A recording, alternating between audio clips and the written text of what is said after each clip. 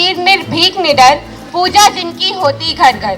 भारत माँ के सच्चे सपूत है वो हमारे सुभाष चंद्र बोस अमर। महान स्वतंत्रता सेनानी सुभाष चंद्र बोस जी की याद में हमारा देश भारत प्रति वर्ष उनकी जयंती 23 जनवरी को पराक्रम दिवस के रूप में मनाता है। आज हम सभी यहाँ 126वीं जयंती मनाने के लिए एकत्रित हुए हैं। तो आइए मैं बुलाती हूँ कक्षा 9वीं से लवली और इशिका को आज के सुविचारों के लिए। प्रभात। आज मैं इशिका और मेरी सहपाठी लवली आज आप सभी के समक्ष कबीर के दोहे लेके प्रस्तुत हैं। मूरख संगना कीजिए, लोहा जलना तिराई, कदली सीप भाव नगमुख, एक बूंद तिहु भाई।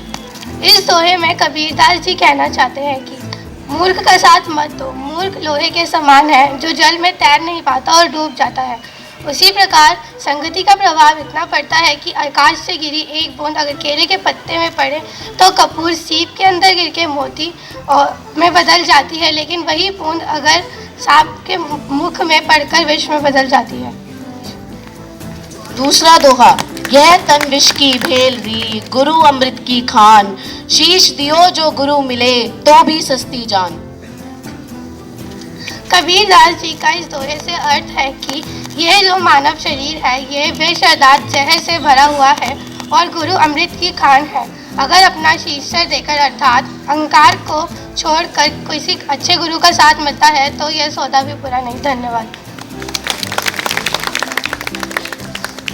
धन्यवाद लवली और इशिका।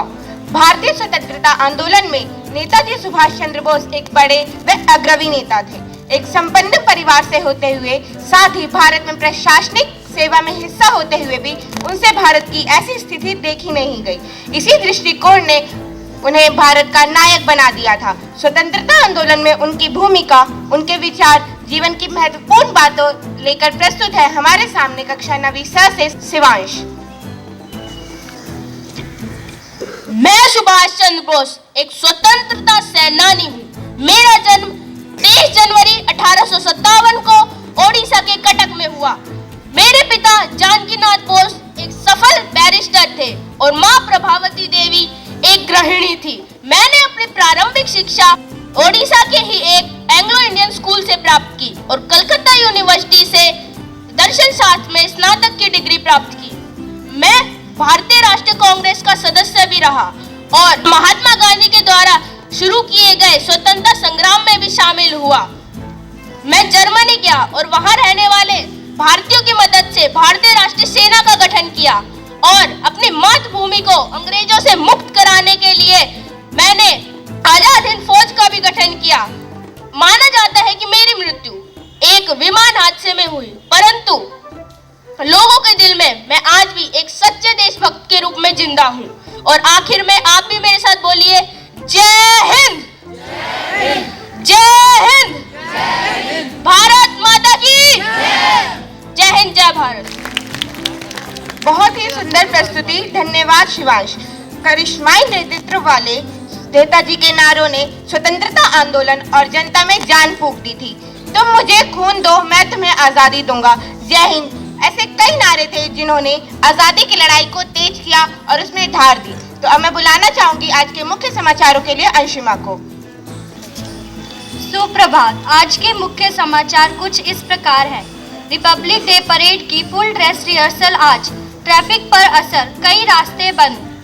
कर्तव्य पथ पर 27 झांकियां कराएंगी देश की खूबसूरती और विरासत से मुलाकात। सरकारी स्कूलों में 15 फरवरी से शुरू होंगे सालाना एग्जाम। जनवरी में तीसरी बार गंभीर स्तर पर पहुंचा है प्रदूषण। सीएम ने विदेशों से ट्रेनिंग ले चुके टीचर्स के साथ किया संवाद। अब यूपी में रामचरितमानस पर सियासत। पुलिस और केंद्रीय एजेंसियों के बीच सहयोग पर पीएम का जोर। जेईई मेंस में 8.6 लाख ने किया रजिस्ट्रेशन, पिछले साल से भी कम। धन्यवाद। आप सभी का दिन मंगलमय। धन्यवाद अंशुमा। आज का युवा नेताजी के व्यक्तित्व से प्रेरणा लेता है। उनके कथन, उनके विचार आज के भारतीय जनता के दिलों में बसे हुए हैं। उन्हीं पर आधारित एक कविता लेकर प्रस्तुत विजेता। सुप्रभात। विजेता कक्षा 9वीं ब से आज आप सभी के समक्ष नेताजी सुभाष चंद्र बोस जी के जीवन पर एक कविता लेकर प्रस्तुत हूँ। है समय नदी की बाढ़ की जिसमें सब बह जाया करते हैं, है समय बड़ा तूफान प्रबल पर्वत झुक जाया करते हैं। अक्सर दुनिया के लोग समय में चक्कर खाया करते हैं, लेकिन कुछ ऐसे होते हैं जो इतिहास बनाया करते हैं।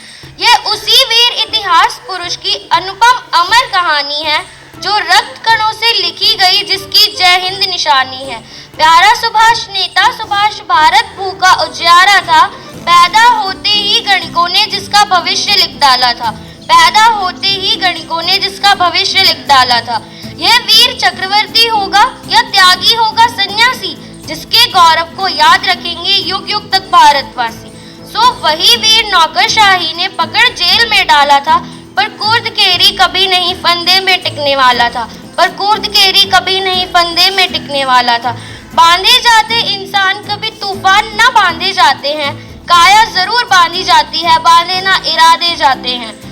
वह दृढ़ प्रतिज्ञ सेनानी था जो मौका पाकर निकल गया, वह पारा था अंग्रेजों की मुट्ठी में आकर फिसल गया।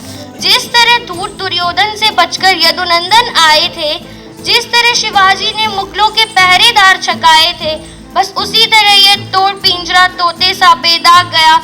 जनवरी माह सन 41 मच गया शोर, वह भाग गया। वे कहाँ गए, वे कहाँ रहे, ये धूमिल अभी कहानी है। हमने तो उसकी नई कथा आजाद फौज से जानी है, हमने तो उसकी नई कथा आजाद फौज से जानी है। धन्यवाद, आप सभी का दिन मंगलमय हो। बहुत बहुत धन्यवाद विजेता, इस जोश भरी व सुंदर प्रस्तुति के लिए।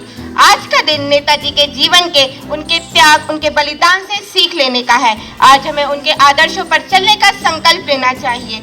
इसी के साथ मैं अपनी वाणी को विराम देते हुए इस कार्यक्रम को समापन की ओर ले जाना चाहूंगी। जय हिंद, धन्यवाद।